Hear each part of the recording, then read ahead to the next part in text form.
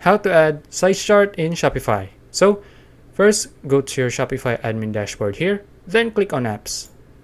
Click on all recommended apps, then click on Shopify App Store. Then we're going to search for RT size chart. Click on this application here, then click on install.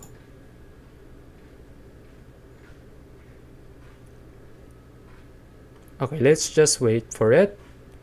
Then click on install again.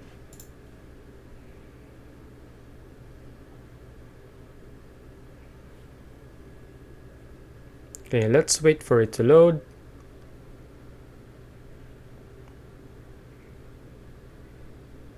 Okay. After installing it, just click on customize app. Then click on enable here. Okay, click on next.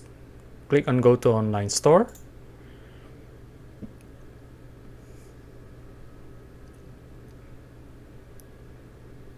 Okay, make sure this is toggled on, then just click on save. Alright, then let's go back, click on next again.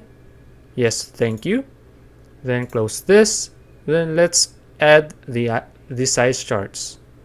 Then just pick any of the options here. For me, I'll just choose men's t-shirt. Then you can customize all of this, but for now, I'm not going to do that. Just click on save. And you're done.